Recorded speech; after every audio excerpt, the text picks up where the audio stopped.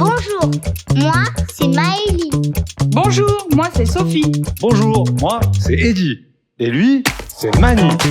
Nous, c'est la Mani Family.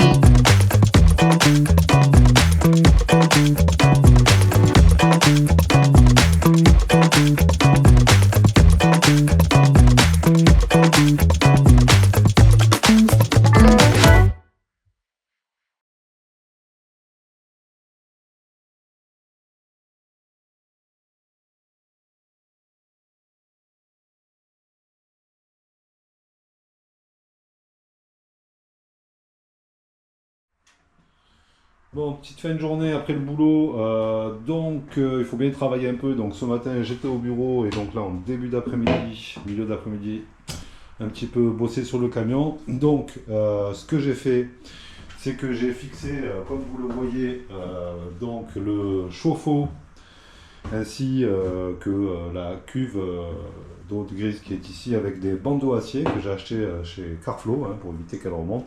Alors, tout sera bien sûr après calé avec du bois etc en plus, mais ça fait déjà un arrimage principal.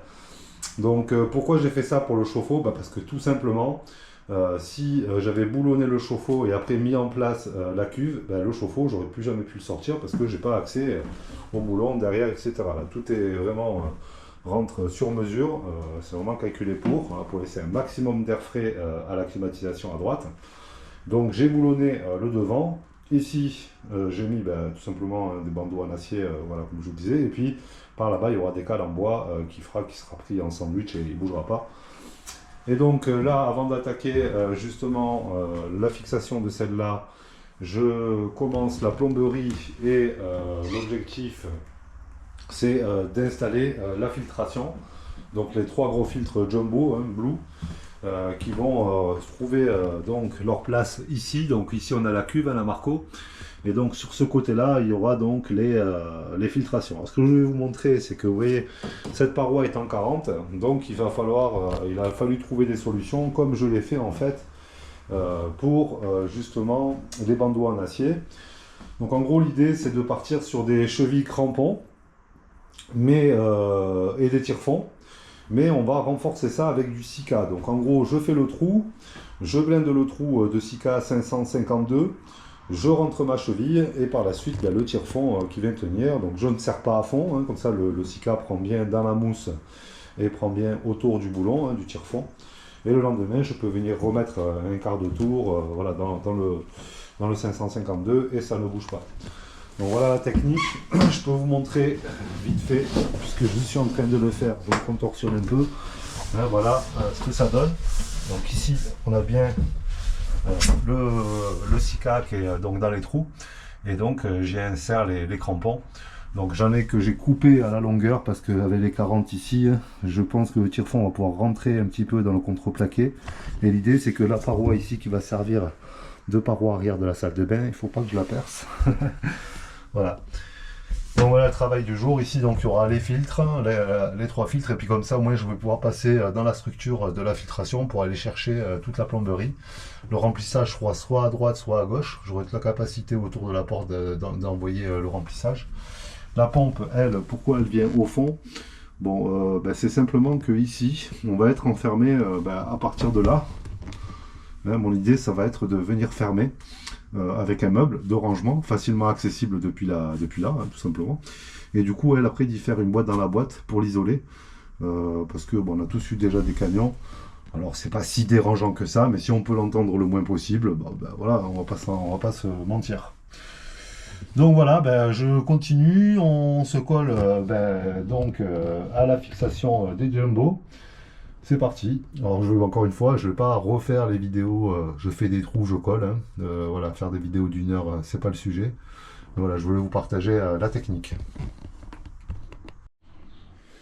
Bon, c'était quitté sur l'installation de la pompe à eau et de la filtration. Donc j'ai déplacé la pompe à eau pour me simplifier tout simplement la plomberie. C'était une mauvaise idée de la mettre là-bas. Voilà, comme quoi des fois FBI. Donc elle est raccordée à la cuve, ça part là-bas, hop là, on suit beaucoup, et donc on va arriver après au local à plomberie. La filtration viendra par la suite s'y connecter. Donc voilà.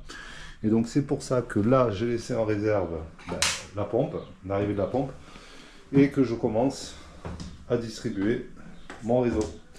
Donc ici l'évier, et puis là on part maintenant sur le lave-vaisselle. Voilà.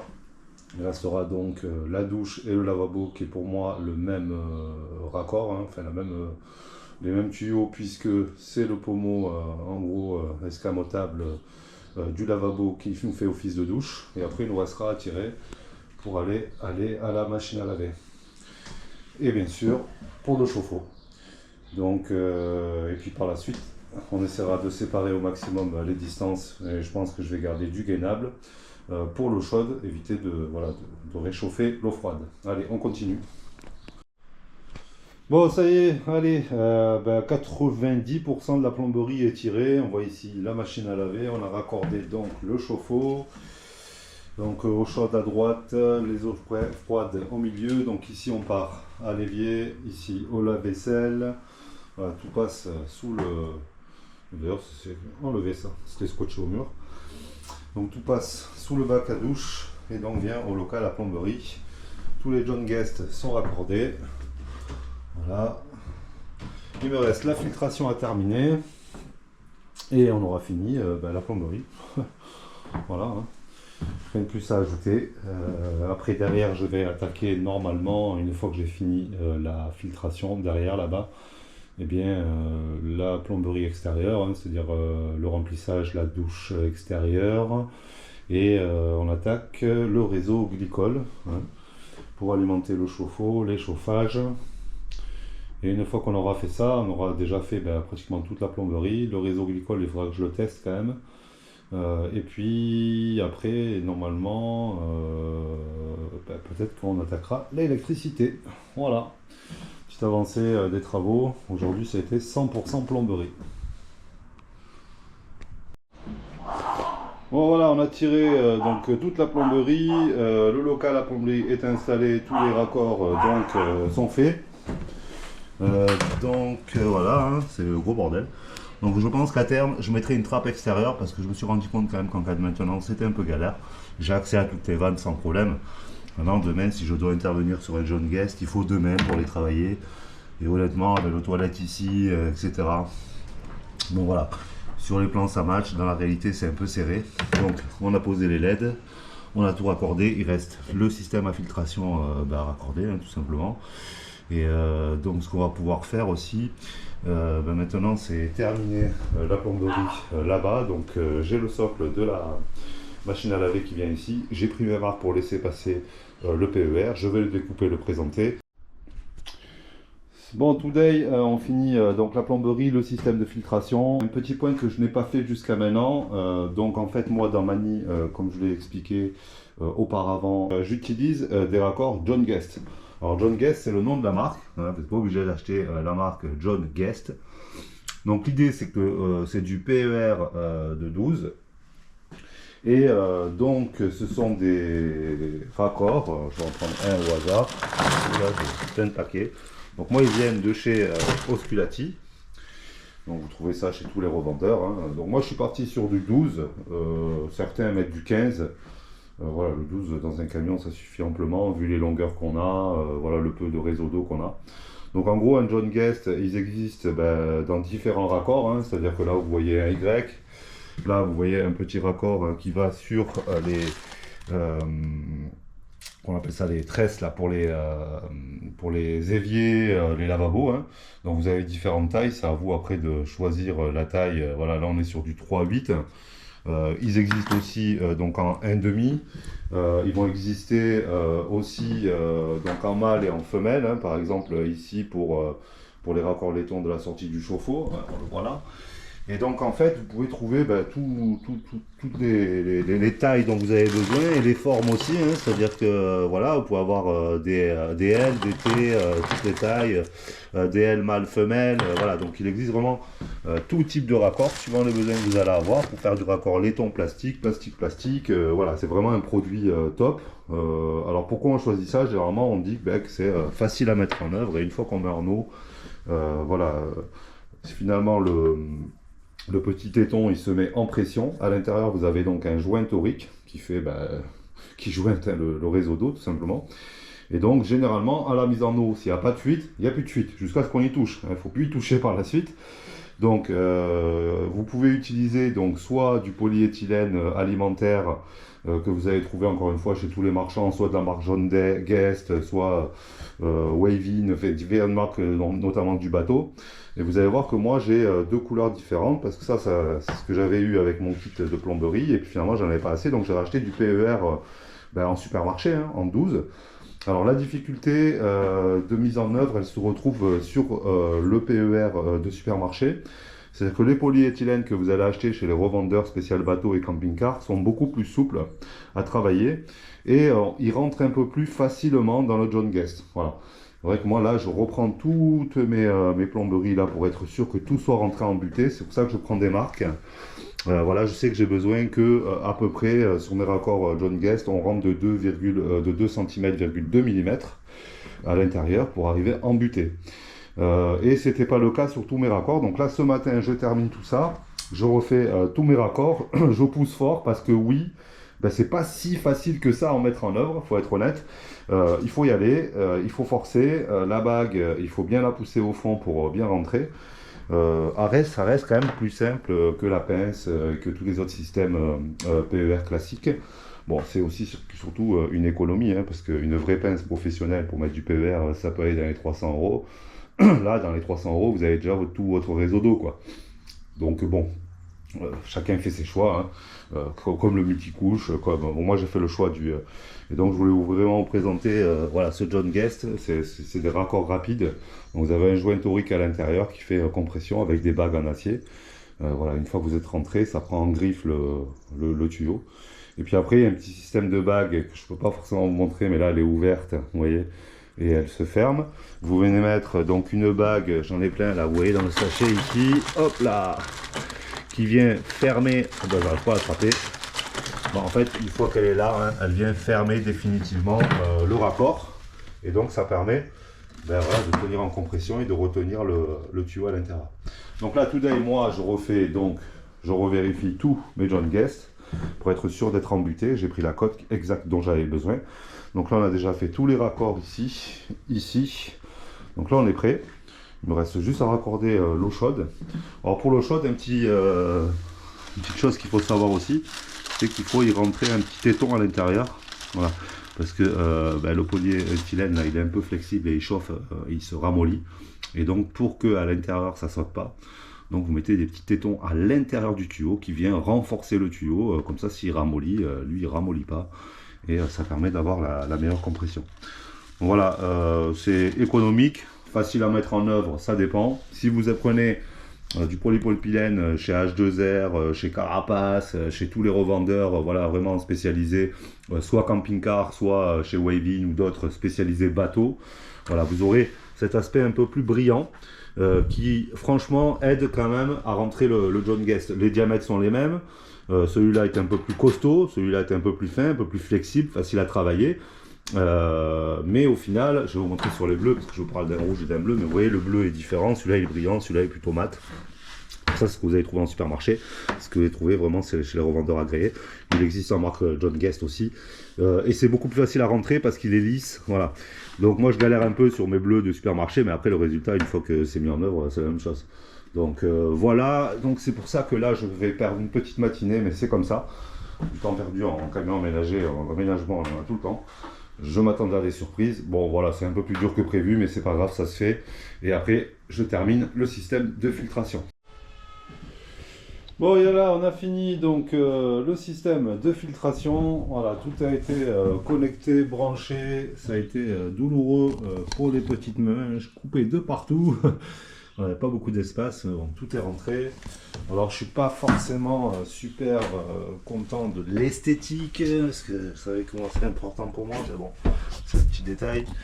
Donc en gros, je reprends ici, donc on a bien la pompe avec donc le tuyau qui passe ici, qui va distribuer tout le système. Donc voilà le système de potabilisation de l'eau, donc on voit la pompe là-bas qui va tirer l'eau. Donc je vais vous expliquer bien les deux étapes spécifiques. Premièrement, le remplissage. Donc quand je vais remplir mon eau, ici, ça va distribuer dans le premier pré-filtre qui est ici. Puis de suite, comme la vanne ici, elle est fermée, hop, on part dans les gros filtres. Le gros filtre, le retour, il est là-haut. Compteur d'eau, pour savoir la maintenance des filtres, combien de litres j'ai rempli. Puis ça permet de savoir à peu près à chaque fois, à chaque remplissage, combien on met d'eau. Ici, on descend, on rentre dans la première entrée des lampes à UV, on sort en dessous. Quand on est sorti, hop, on va arriver, cette vanne étant ouverte, ici, dans le réservoir.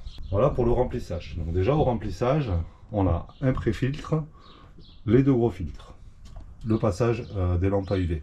Donc là, déjà, l'eau qui rentre là-dedans, on peut dire qu'elle est déjà bien traitée, potable, que ce soit de l'eau du réseau ou des eaux de rivière et des eaux de lac. Mais bon, dès que je vais allumer ma pompe, je vais tirer l'eau là-bas.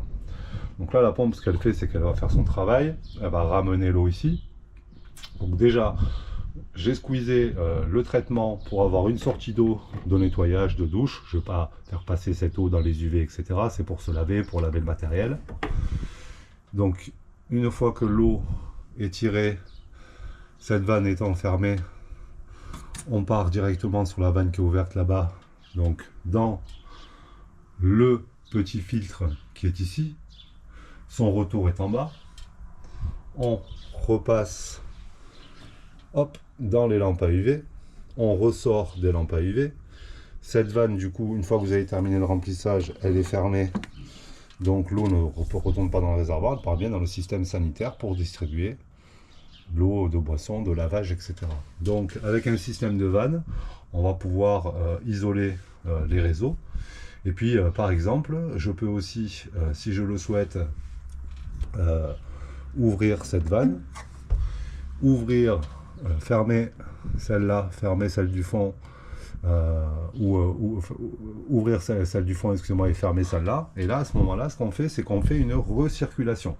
Donc en gros, tout l'eau qui est dans le réservoir, elle est pompée par la pompe, tout simplement. On repasse par le petit filtre, on repasse dans les UV. Et là, comme c'est ouvert ici, qu'est-ce qui se passe? Paf, ça revient dans le réservoir. Et donc là, on fait une recirculation.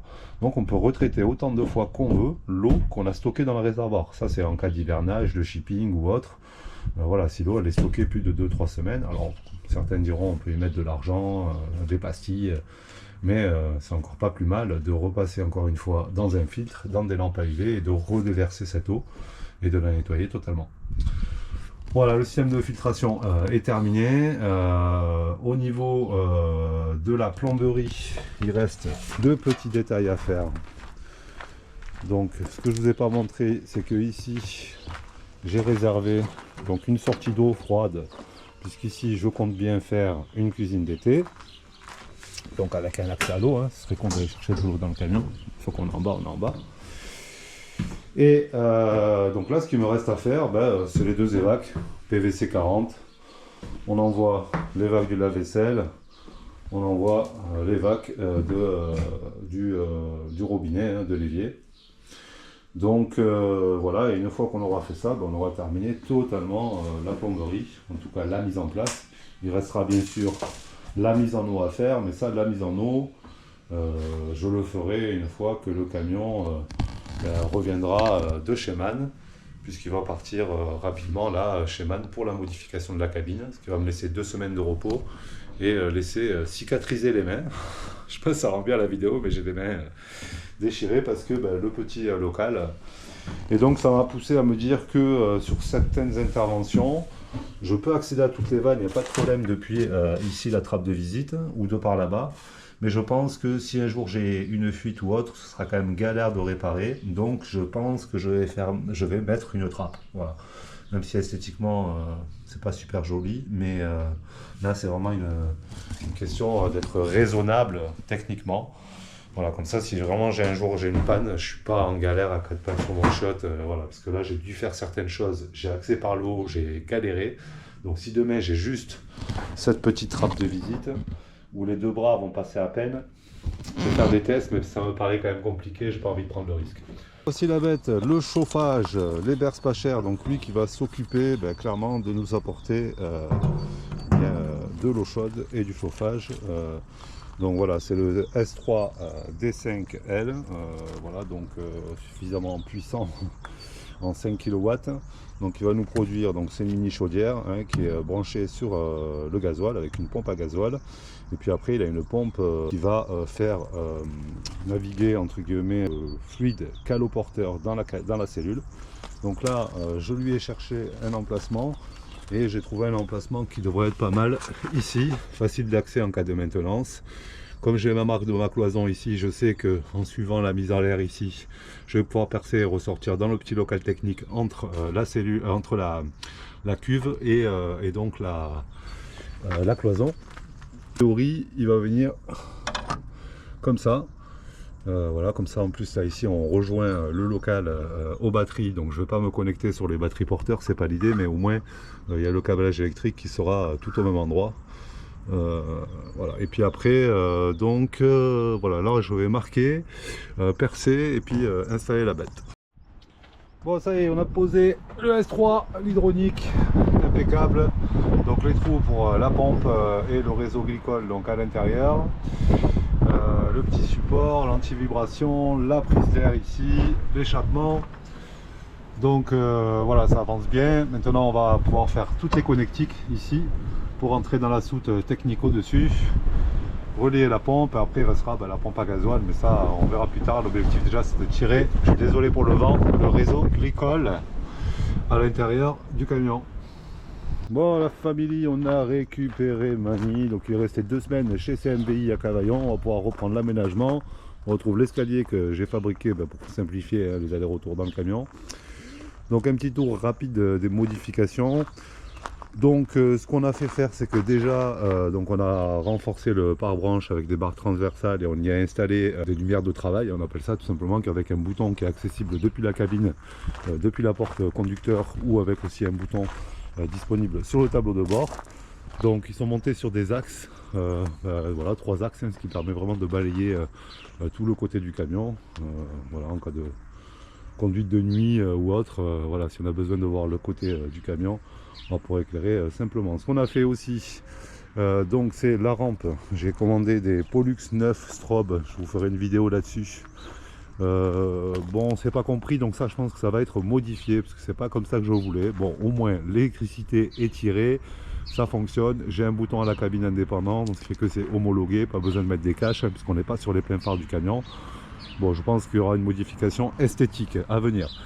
Ce que m'a fait l'électricien Philippe de chez SMBI, je vous montrerai ça un jour dans la cabine, c'est qu'on a mis donc un contacteur directement sur l'escalier. Donc il me reste moi le contacteur à poser. Et la passerelle, en fait, tant qu'elle n'est pas rentrée, sur le camion, on a mis donc sur le tableau de bord une diode et un buzzer qui m'alerte en cas de démarrage si l'escalier est déployé. Donc ça c'est plutôt cool. Pour le VSP, c'est une norme de toute façon. Et puis voilà, au moins c'est l'électricien qui m'a fait ça. Il m'a tiré aussi 2 plus permanents, un pour mon futur enregistreur, différents accessoires que je vais mettre dans la cabine, donc avec les fusibles et tout, donc ça c'est cool. Et il m'a tiré donc un plus permanent sous le camion si j'ai besoin. Et donc ça c'est encore plus cool parce que ça me permettra demain de pouvoir voilà, faire des choses ou rajouter des accessoires. Donc le gros il est là, donc là on a fait rajouter un réservoir additionnel, donc on le voit, c'est un peu costaud, de 400 litres. Mais ce qui est vraiment cool, c'est que donc on voit la jonction ici entre les 2 réservoirs, et là-bas au fond vous voyez il y a une vanne, et vous allez retrouver la même vanne ici, ce qui veut dire que je peux séparer très facilement et isoler les 2 réservoirs. S'il y en a un qui est percé, s'il y a une fuite, s'il y a quoi que ce soit, clac clac, je peux isoler et je roule que sur un réservoir. Donc ça franchement c'est plutôt cool parce que du coup voilà, ils communiquent, ils sont communicants, et donc l'avantage c'est de pouvoir voilà, avoir aujourd'hui pratiquement 700 litres, puisqu'on a 300 litres d'un côté, 400 litres de l'autre. Donc 700 litres, ce qui représente pratiquement 3000 km avec la consommation moyenne à 24 litres au 100, donc c'est plutôt pas mal. Ce que j'avais demandé aussi, c'était de faire changer les garde-boue. Et donc là, on se retrouve avec des garde-boue en acier. avec les renforts, hein, voilà, ça ne bouge pas. Ils ont galéré un peu pour ça parce qu'il faut être honnête, hein, le fournisseur, on n'était pas très content quand on a déballé l'accessoire parce que ben, ça vrillait pas mal en fait, hein, même fixé au-dessus. Et donc ces raidisseurs permettent voilà, d'avoir une rigidité, voilà, franchement c'est top. De toute façon ici viendront des coffres hein, qui prendront fixation aussi sur les garde-boue. Donc ça c'est quelque chose qui évoluera aussi avec le temps. Pour l'instant on est comme ça mais ça va changer. Et dernière petite chose, ben voilà, hein, on a mis une petite caméra de recul. Donc je mettrai sûrement une seconde en Wi-Fi et c'est pour ça que chez VVO, le technicien qui a fait les mises à jour du camion m'a laissé un deuxième fil disponible pour une deuxième caméra. Donc voilà les petits points faits par CMVI. Donc je comptais vous présenter la modification de la cabine, mais bon, ben, c'est des choses qui arrivent. Puis de toute façon sur des projets comme ça, je fais que le répéter, on va de surprise en surprise. C'est quand même des projets tellement sur mesure que la malchance prend sa chance, c'est le jeu. On essaye de tout faire pour que les choses se passent bien, mais c'est pas toujours le cas. Et puis ben, c'est que partie remise, et puis on n'est pas non plus à la minute. Donc la modification de la cabine n'a pas pu être faite tout simplement parce qu'il y a une erreur de commande. En gros, la moitié des pièces ont été commandées pour la cabine approfondie et l'autre moitié pour une cabine d'Oka. Donc ça ne peut pas fonctionner. Alors il faut être honnête, c'est très compliqué. Hein. Je connais le process, on m'a expliqué comment ça fonctionnait. Donc je ne peux pas leur emporter rigueur. Voilà, parce que c'est quand même assez compliqué, assez complexe. Mais bon, c'est que partie remise. Donc ce que je vais faire, c'est que moi je vais terminer l'aménagement. Quand j'ai fini, je repars chez MVI. Il restera 4-5 jours juste pour la modification de la cabine. Et 2-3 peut-être idées que j'aurai entre temps. C'est pas plus mal parce que je suppose que je vais avoir des nouvelles idées de modification en carrosserie. Ce sera le moment d'en profiter. Et surtout, à ce moment-là, je pense dans 2 mois, le moment de me reposer. Allez, on continue. Yep, bon, on a bien avancé, je suis content. Donc là, le réseau glycolé, donc tous les tuyaux glycoles sont tirés pour les berces pas chères. Alors je suis assez étonné parce que j'ai passé pratiquement 25 mètres de tuyaux glycolés. J'ai pourtant pas non plus une installation énorme, une grande cellule. Mais c'est vrai que les différentes boucles parallèles qu'il faut tirer pour tous les appareils, bah, ça fait faire beaucoup d'allers-retours. Et donc là j'ai terminé, je vais vous présenter ça. Donc ça c'est donc le plan que j'avais prévu. Alors il a été peaufiné hein, avec mes copains aménageurs. Je passe un petit big up à Agence Ton Camion, aux 2 copains, et à Carapace, hein, notamment à David. Voilà, j'ai fait un point avec eux parce que j'avais vraiment du mal au début à conceptualiser les systèmes. Donc en fait on part de la chaudière, hein, on part directement au vase d'expansion et au chauffe-eau. Et donc on termine la boucle. Et ça c'est la boucle principale. Et c'est sur cette boucle principale qu'il faut après créer des parallèles. Alors moi ce que j'ai fait, vous allez le voir, c'est que j'ai mis une vanne au départ de la deuxième boucle et une vanne retour. Ce qui va me permettre en fait, très simplement, je ne vais pas chauffer toute l'année, par contre je vais utiliser l'eau chaude toute l'année. Donc dès que je ne vais pas utiliser le chauffage, je verrouille ces 2 vannes et je n'utilise et je ne fais fonctionner la chaudière que sur la boucle principale pour l'eau chaude. J'économise de l'énergie et du fonctionnement sur ma chaudière qui n'aura pas besoin d'alimenter les 3 autres boucles en parallèle. Et puis surtout, ça va diffuser de la chaleur dans le camion, vous allez voir pourquoi, pour rien. Donc voilà, ça c'était mon plan qui était prévu. Alors qu'est-ce que ça donne dans le camion? Donc les berces pas chères, vous le savez, il est en dessous, on fera un focus tout à l'heure. Et donc on sort ici. Voilà, donc ici on a l'aller et le retour avec la pompe qui se présente ici. En dessous le chauffage, on arrive à la pompe. Hop, ici on sort. Et donc là je vais monter la cloison pour pouvoir présenter mon vase d'expansion. Mais le tuyau est tiré. On redescend du vase d'expansion. Et là donc on va distribuer la première boucle en bas. Donc vous voyez, je reviendrai sur la vanne tout à l'heure. On part, hop là, le petit réseau glycol qui part donc directement au chauffe-eau. Le chauffe-eau en sortie, je vais pouvoir, donc là je vais mettre une vanne, hein, je vais pouvoir à ce moment-là partir sur ma première boucle et directement à la chaudière. Et la boucle secondaire elle est ici sur le même tuyau où si j'ouvre la vanne, je vais distribuer donc le sèche-serviette, hein, puis en même temps sur une autre parallèle qui part ici, qui va distribuer les berces pas chères, le deuxième berces pas chères encore une fois en parallèle, et le retour qui part donc sur les 2 berces pas chères et qui reviennent donc au retour du sèche-serviette. Voilà, donc ça fait pas mal de tuyaux hein, pour pouvoir faire tous les allers-retours, notamment du fait que je ressors, si vous voulez, sur le retour depuis directement le chauffe-eau qui repasse donc par le sèche-serviette hein, qui lui distribue bien les deux hébers pas chers. Et donc ça m'a fait faire quelques allers-retours. Voilà, donc j'ai passé tout simplement mon glycol au plus court. Je passe dans le plancher. Ici, comme c'est le côté voilà, chauffage, eau chaude, j'ai quand même moi après une isolation pour éviter que la chaleur contamine un peu l'habitacle. Mais c'est surtout qu'ici, c'est un réseau d'eau aussi dont j'ai l'envoi de l'eau chaude, le retour de l'eau chaude. Donc c'est de l'eau qui, tant mieux, si elle arrive déjà chaude dans le chauffe-eau, finalement... ce sera toujours ça de prix, et puis c'est la douche extérieure, la prise d'eau extérieure, donc au final, il n'y a pas vraiment de problème d'avoir cette prise d'eau qui sera la cuisine extérieure un peu tiède, parce que le glycol passe à côté, quoi, voilà. Puisqu'ici on a les 3 tuyaux d'eau qui sont la machine à laver, donc écoutez, la machine à laver elle consommera moins parce qu'elle aura de l'eau tiède du fait que le chauffage passe à côté. Le chauffe-eau, il chauffera moins parce que finalement le glycol passe à côté.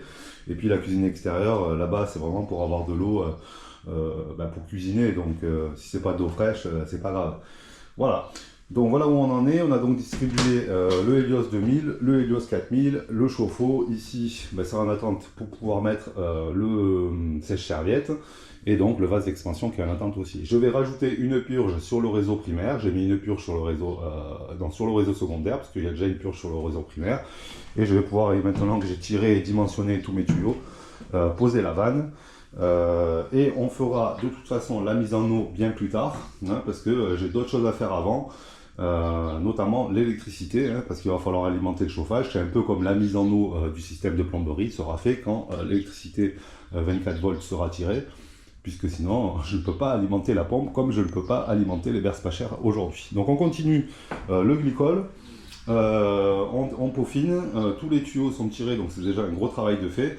Il me reste quelques vannes, quelques thés à poser, mais c'est vraiment rien voilà, c'est anecdotique.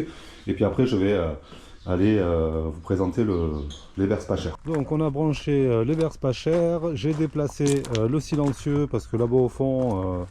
ça crée une vague, et donc quand j'ai posté sur les réseaux, on m'a dit qu'il fallait trouver le pot d'échappement, etc. pour l'humidité, donc je l'ai mis plus bas que la chaudière. Alors il est là en attendant, il restera pas là, pour l'instant je le mets là, mais quand il y aura les coffres, il viendra sous le coffre ou sur le côté d'un coffre. Donc j'ai laissé un grand espace ici parce que quand même il faut pas que ça chauffe les batteries, donc que l'air circule bien et qu'il n'y ait pas de montée de température. Je mettrai un isolant en attendant. Mais de toute façon, voilà, on va très peu l'utiliser comme ça, c'est vraiment pour qu'ils soient en place. L'objectif, ce sera après qu'ils viennent se fixer sur un coffre. Donc voilà, la chaudière est connectée, la pompe à gasoil. Donc j'ai inséré la pompe à gasoil dans le nouveau réservoir que CMVI m'a posé. Et une opercule ici qui est pratiquement faite pour, hein. J'ai rallongé avec une durite à l'intérieur pour aller au maximum. La pompe à gasoil est bien à 15 degrés. Voilà, toutes les connectiques sont faites, tout est branché, il ne reste plus que l'électricité de l'héberge pas cher. Donc ça tombe bien parce que maintenant on va pouvoir attaquer l'électricité. J'ai commencé aussi, j'ai percé donc la cellule pour la première aération basse, voilà, qui passera sous la cuisine avec une deuxième aération dans la plainte. Voilà, j'ai rouvert mon local à batterie parce que comme on va faire l'électricité, je vais pouvoir mettre finir aussi tout simplement, j'avais pas utilisé encore et fini les cosses, voilà, avec des thermos rétractables qui sont là.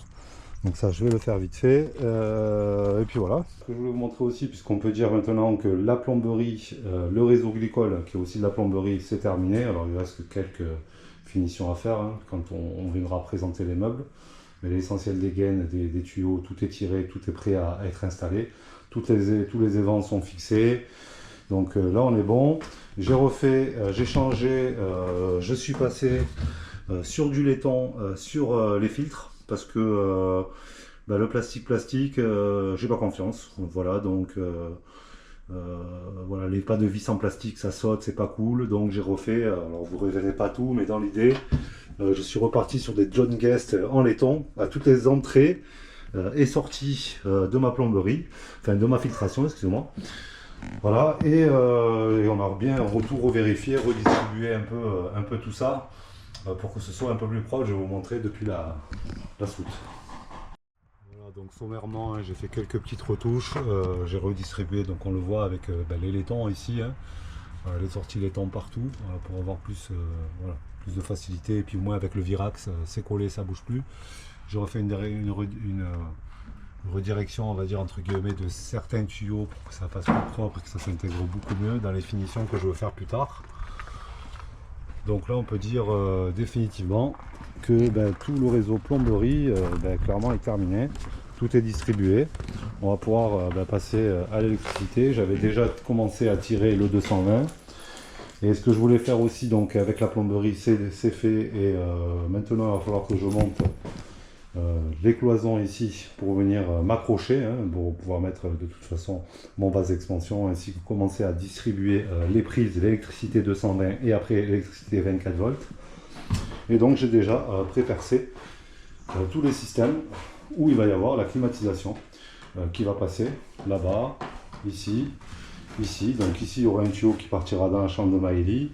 Ici on a un tuyau qui passe dans la soute et qui va venir distribuer le salon, ce côté-là. Ici, dans le meuble électrique, une bouche qui va distribuer le salon de ce côté-là et qui enverra aussi vers notre chambre. Parce que ici, on est totalement ouvert, il y a 2 cloisons de 40, vous verrez. Et donc, voilà, la clim est entre guillemets préinstallée.